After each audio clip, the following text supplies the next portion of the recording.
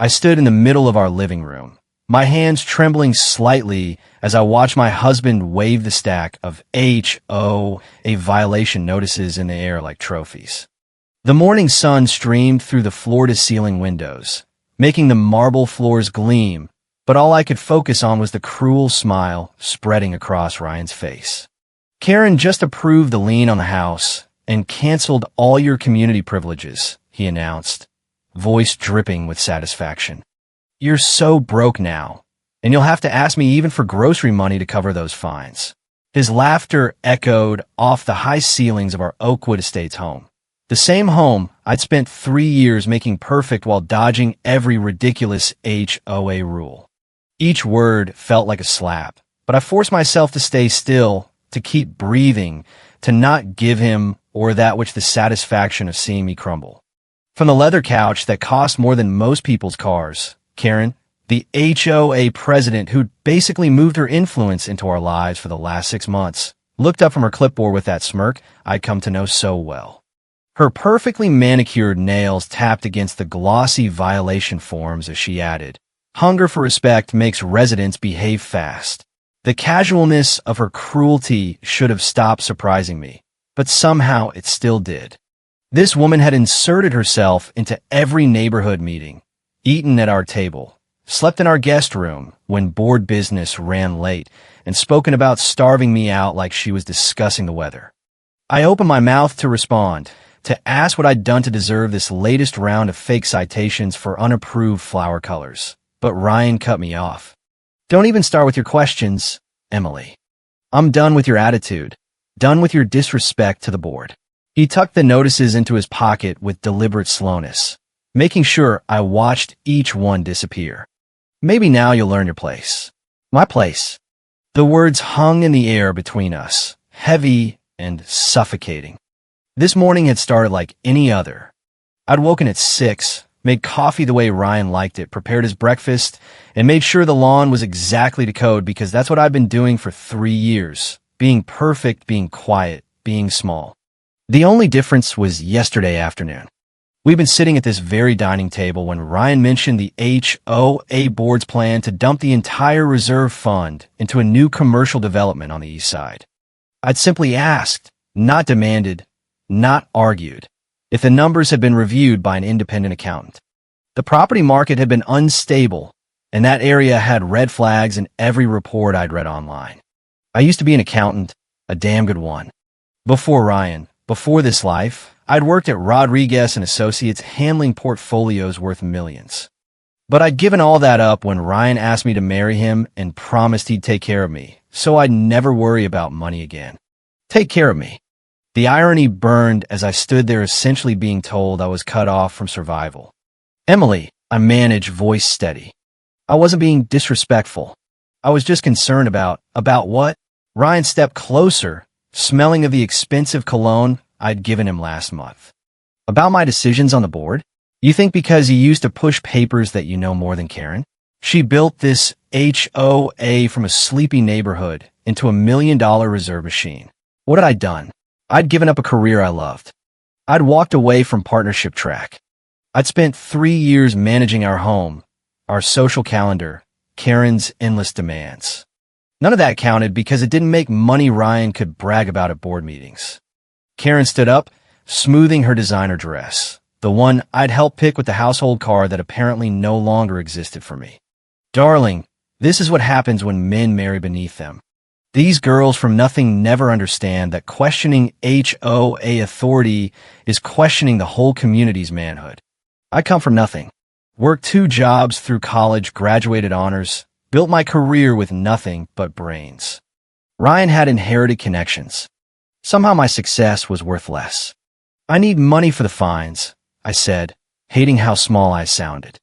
"For groceries, for... You should have thought about that before opening your mouth yesterday." Ryan checked his Rolex. "I have a meeting. You figure it out. Maybe call one of those friends you used to have. Oh wait, you don't have any anymore.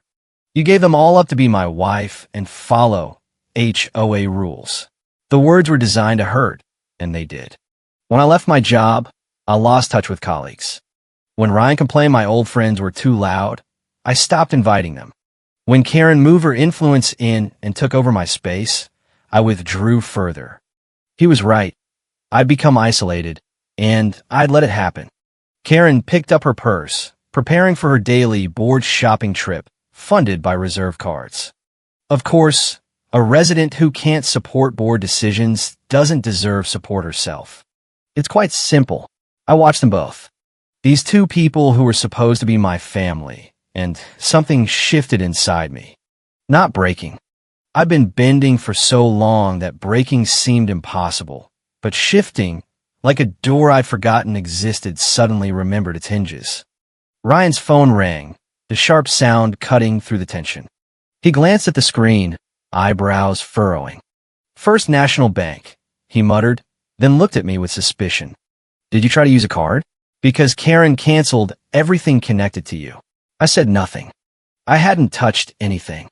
He answered with his business voice. Ryan Carter speaking. I watched his face as he listened. Confusion, disbelief, then something like fear. "I'm sorry. Could you repeat that?" His voice lost all confidence. There must be some mistake. Karen froze halfway to the door, sensing the power shift. "That's impossible," Ryan said into the phone, knuckles white. "I don't understand. Can you?" The color drained from his face like someone pulled a plug, and all his arrogance flowed out through his Italian shoes. When he hung up, he just stood there staring at the phone like it betrayed him. "What is it?" Karen's voice lost its smug edge, now sharp and nervous. Ryan looked at me, really looked for the first time in months, and I saw fear in his eyes.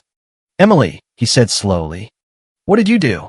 I didn't answer Ryan's question immediately. Instead, I walked slowly to the armchair near the window and sat down, crossing my legs with a calmness I didn't entirely feel but was determined to project. My heart pounded, but I kept my face neutral, breathing steady. "What did the bank say?" I asked, voice quiet but clear. Ryan's jaw clenched. "Don't play games." The banker said there's been a large transaction involving accounts connected to this address. They were calling to verify details about investment returns and LLC transfers. His eyes narrowed. "You've been hiding money from me." It wasn't a question, but I answered anyway. "No, Ryan. I haven't been hiding anything. I've been protecting myself." The words hung there, simple and true. Karen's face twisted with rage, but before she could launch into her vicious speech, I held up my hand. "Let me tell you a story," I said, "about a girl who worked extremely hard for everything she ever had." Ryan started to interrupt, but something in my expression stopped him. For the first time in 3 years, I wasn't apologizing, wasn't shrinking, wasn't trying to make myself smaller to fit the space he and Karen decided I should occupy. I thought back 4 years ago when I was still myself. Emily Morrison, senior accountant at Rodriguez and Associates.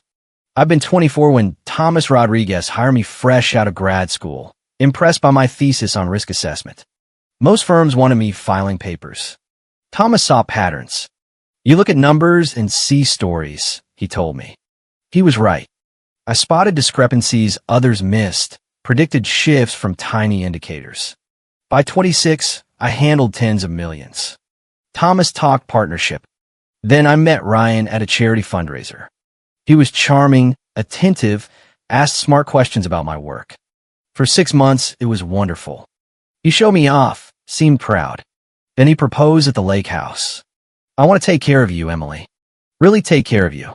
I want you home, not working 70-hour weeks. You've proved yourself. Now let me prove myself." He made it sound romantic. I was tired of proving myself twice as hard in a male field. The idea of peace sounded good. I wasn't stupid. I was hopeful. Thomas warned me the day I gave notice. "Keep your accounts separate. Keep investments in your name. Don't give anyone complete control over your survival." I laughed it off then, but I kept the card. The first year of marriage was good. Ryan consulted me. I organized his records using my skills. The second year things shifted. Small comments about my days, why the house wasn't cleaner, suggestions I didn't understand business since I'd only worked for a firm.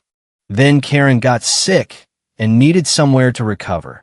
Just a few weeks, she promised. That was 6 months ago. With Karen in the house, everything changed faster. She whispered to Ryan when she thought I couldn't hear. She's gotten lazy without a job. Spends your money like it grows on trees. A real wife would be more grateful. You could have married the Patterson girl. Her father owns half the commercial real estate. Ryan started pulling away, treating me like a disappointing employee. He stopped asking my opinion. Made unilateral decisions. I realized Thomas had been right. 6 months ago, I dug out that business card. My hands shook as I dialed. Thomas, it's Emily. I think I need that advice now. We met for coffee while Ryan was at work and Karen at her board meeting. I told him everything. No judgment. Good news, he said. You kept one account separate. That money is legally yours. I looked at Ryan and Karen now, demanding answers. What did you do, Emily? Ryan asked again. I smiled. I remembered who I was before I became your wife, and before Karen decided she owned the neighborhood. Ryan's face flushed red. Stop talking in riddles. Sit down, I said calmly. Both of you. Karen let out a sharp laugh. You don't give orders here, girl. You're nothing. Sit down, I repeated. Something in my tone surprised them both because Ryan actually moved toward the couch. Karen followed, expression murderous. I stood and walked to the window, looking out at the perfectly manicured lawn, the fountain Ryan insisted on, the expensive cars, all symbols of HOA-approved success. But symbols were just symbols. Real power was something else. When I left Rodriguez 3 years ago, I had $200,000 in savings. I'd worked since 16, saved every penny. That money was mine, earned by my own hands. When we married, Ryan insisted on a prenup to protect his business. It clearly stated assets brought into the marriage remained separate. His business stayed his. My savings stayed mine. Karen leaned forward. $200,000? Honey, Ryan makes that in a quarter. That's nothing. You're right, I said. But it was something to me. My safety net. My proof I built something. I turned to face them. So I kept that account active. Every month when Ryan gave me money for personal expenses, money he said was mine to spend however I wanted, I didn't spend all of it.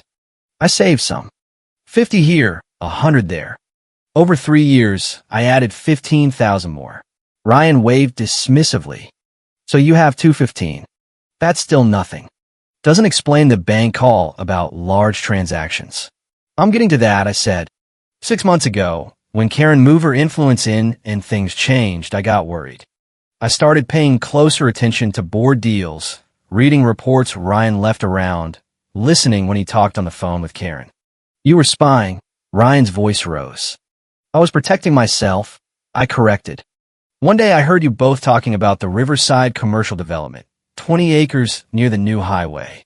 You said it would triple once approved. Recognition dawned on Ryan's face. I did my research, I continued. Plans, zoning, traffic studies. It was an excellent investment, the kind I would have recommended to clients. So I called Thomas, asked how to invest without it being in my name directly. He explained LLCs, how to set one up, keep identity private. Ryan stood abruptly. You didn't. I did, I said simply. Thomas helped me establish Morrison Holdings. Use my maiden name, legitimate. Used my savings, my separate property, and bought in 2 months before the board did, when price per acre was lower. Secured a 30% stake. The silence was deafening. Impossible, Ryan finally said, voice lacking conviction. That project was invitation only. Thomas still has connections, I said. Vouched for Morrison Holdings. They took my money. Karen's face went pale. How much are we talking? The project just sold, I said. Highway approved last month. Major retail developer bought it. Everyone profited. Your 30% stake, Ryan and the board, netted the HOA about $800,000. Congratulations. I looked at them. My 30%, actually slightly larger because I bought earlier, netted me just over $2 million. The bank called because the wire transfer cleared into my account this morning. Ryan sank onto the couch like someone cut his strings. Karen's mouth opened and closed. No sound. $2 million, Ryan repeated. You have $2 million. I do, I confirmed. in an account solely in my name, funded by investments from my separate property. According to the prenup you insisted on, it's completely and legally mine. Karen found her voice shrill. That's his money. You used information from board discussions, his connections. I used publicly available information about a real estate development. I interrupted. The same anyone could access. I made my own decision with my own money. If anything, Ryan used information from his network. We both saw opportunity and took it. Ryan's hand shook. This is why you weren't upset yesterday when you questioned the investment.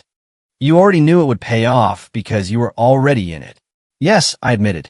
And when you got angry at me for simply asking if the accountant reviewed the numbers and responded by having Karen slap me with fines and a lien threat to punish me, I realized something important. What? Ryan asked. That you never really wanted a partner, I said. You wanted someone you could control, someone dependent, who would never question you or the board, who would be grateful for whatever scraps of dignity Karen decided to allow. Karen stood, face twisted. You ungrateful little snake.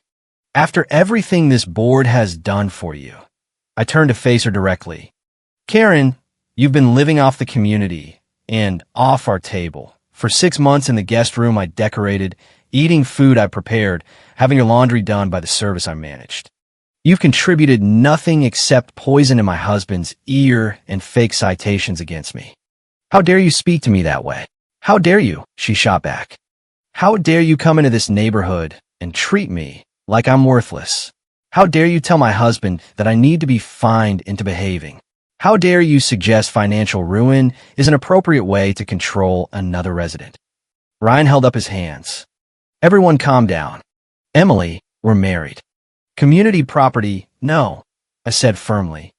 Our state recognizes prenups, and ours was clear. Separate property remains separate. But even if it didn't, I invested money earned before marriage through an LLC with my own funds. Thomas had everything reviewed by a lawyer. The money is mine. Then you owe me, Ryan insisted, desperate. I'm your husband. You used information from board discussions. Public information, I repeated.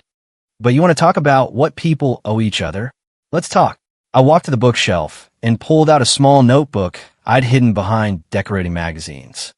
Ryan and Karen watched with identical confusion and growing dread. For the past 6 months, since realizing how bad things were, I've been keeping records, I said, flipping pages. Every conversation where you belittled me. Every unilateral board decision. Every instance where Karen made a cruel comment and you said nothing. I began reading, voice steady. September 15th. Ryan told the board on speaker that he keeps me around because I'm quiet and don't argue much, unlike the last resident who had too many opinions. When I asked later, he said I was too sensitive and men talk differently in board contexts. Ryan's face reddened. Taken out of context. September 22nd, I continued. Karen told me I'd gotten lazy since quitting my job. Said Ryan deserved a wife who took better care of herself. When I mentioned it, Ryan suggested I go to the gym more. I was trying to help, Karen hissed. October 3rd, Ryan canceled the community garden plot I signed for without asking. Said it was a waste and I should focus on HOA-approved projects. When I said I paid with my allowance, he said my allowance comes from him. So every dollar is his decision. The notebook was full. 3 months of documentation, dated and detailed. Ryan's face grew darker with each entry. Not shame, but anger at being caught. You were documenting our marriage like a spy, he accused. That's insane. Normal wives don't do that. Normal husbands don't threaten to lean their wives' homes into obedience, I countered. But I have more than the notebook. I pulled out my phone and scrolled screenshots. 2 weeks ago, I accessed Karen's phone when she left it unlocked on the counter. Found her text with board member Margaret, quite revealing. Karen went white. You had no right. Listen, I said, reading. Karen to Margaret. I'm so close to getting Ryan to leave her. Once he realizes how useless she is, he'll see the Patterson girl would be better. Her father's connections could triple our development deals. Margaret, how?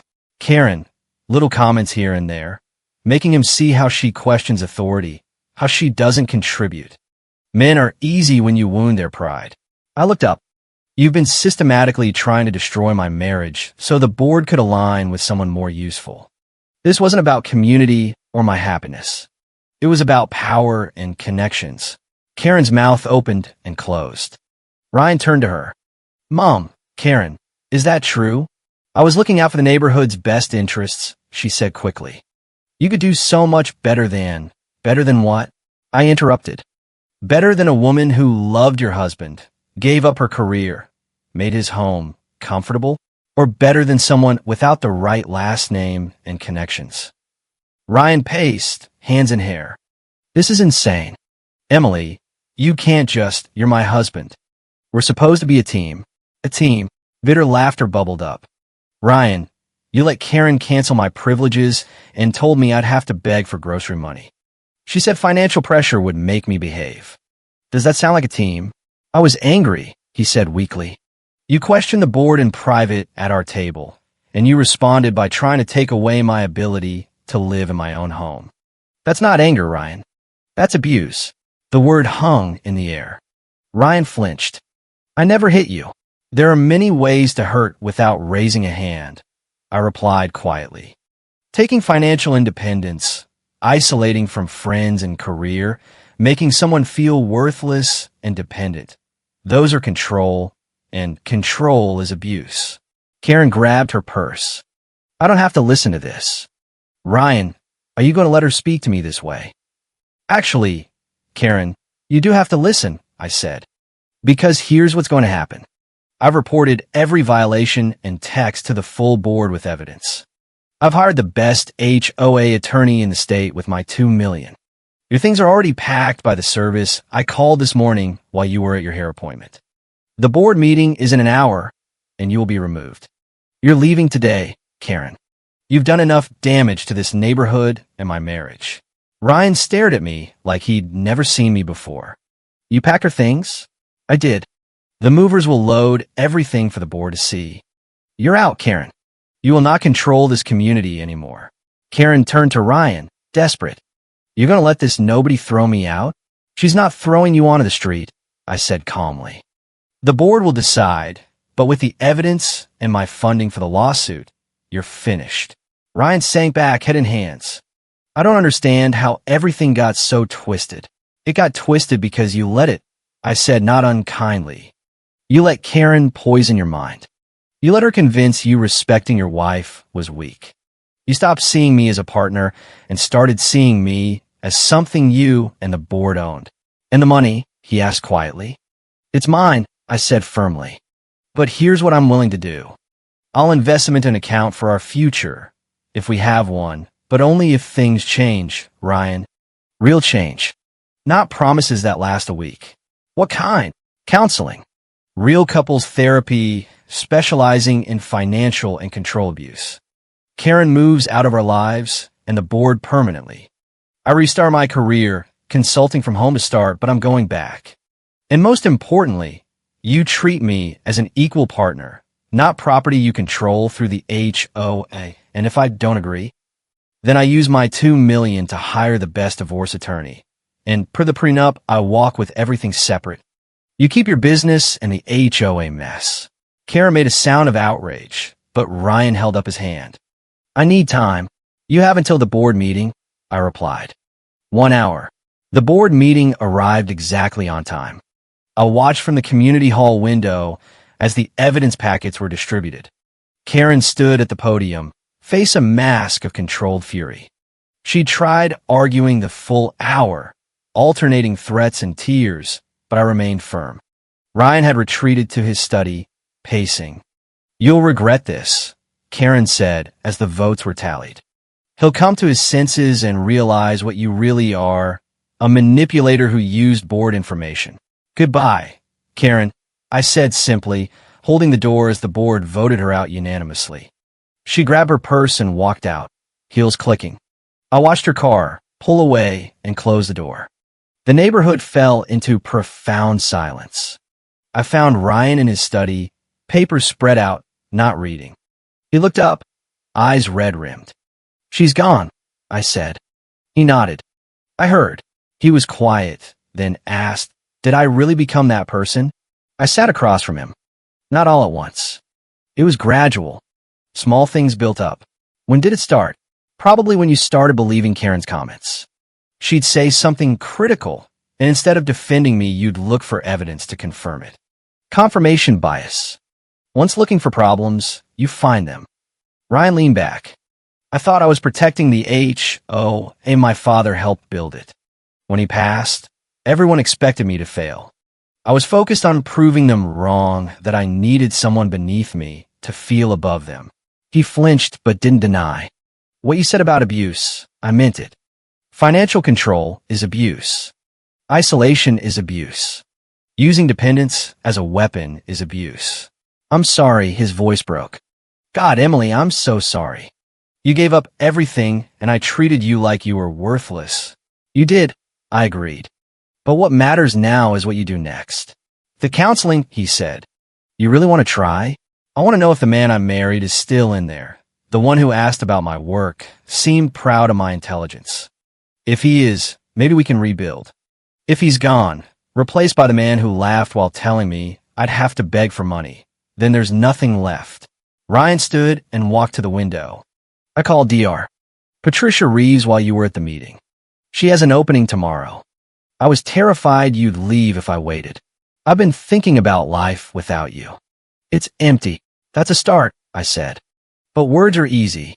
Action matters. I know. I already called the bank to lift the lien threat and add you as full joint owner on a household account. Equal access. I nodded. And my career? Whatever you want, I'll support. If you want Rodriguez back, or your own firm, no more trying to keep you small. I already talked to Thomas, I said. He has clients needing quarterly reviews.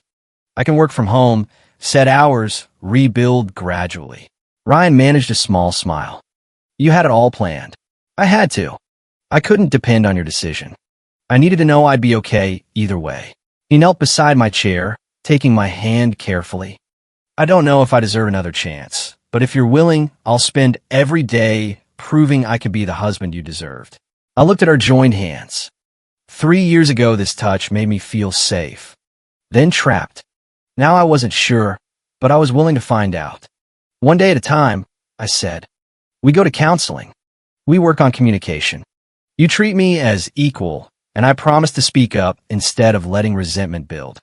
We both change, or this doesn't work. One day at a time, he agreed.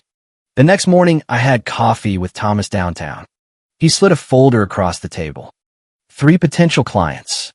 Small businesses needing quarterly reviews. Good starters to get you back. I opened it, felt excitement I hadn't felt in 3 years. These look perfect. How's Ryan handling it? He's trying, I said. First counseling this afternoon. I don't know if the marriage survives, but it has a chance. And more importantly, I know I'll survive either way. Thomas smiled. There's the Emily I remember, the one who walked in 7 years ago and said she'd be the best accountant I ever hired. I was cocky. I laughed. Confident, he corrected. And you still are. You just forgot for a while. I thought about the humiliation, the revelation, the confrontation, the fear and uncertainty, but also the strength I'd found beneath 3 years of making myself small. I won't forget again, I said. That evening, Ryan and I sat in DR. Reeves's office, nervous. She looked at both of us. Tell me why you're here. We exchanged glances, then began to talk. It wasn't a fairy tale. No magical fix. Just difficult, messy work of 2 people figuring if they could build something new from broken pieces. Some days harder than others. Ryan slipped into old patterns. I withdrew. But slowly, week by week, we found our way. 3 months later, I signed my first contract with a small tech startup needing financial growth plans. I worked from the home office Ryan helped set up. The space once storage, now my professional domain. 6 months later, Karen called asking to visit the board. Ryan told her no, not until she apologized directly and meant it. She hung up. We didn't hear from her again, and that was okay. A year later, I looked in the bathroom mirror and saw someone I recognized. Not the girl before marriage, not the diminished woman during it, but someone new, stronger, wiser, more careful with trust, more certain of her worth. I heard Ryan making breakfast downstairs and smiled. We weren't perfect, maybe never would be, but we were partners now, real ones, and that was enough. I'd learned the most important lesson. You can't build a life on someone else's terms. You have to value yourself first, protect yourself first, believe in yourself first. Everything else, love, marriage, neighborhood, could only be built on that foundation. And I'd never forget that.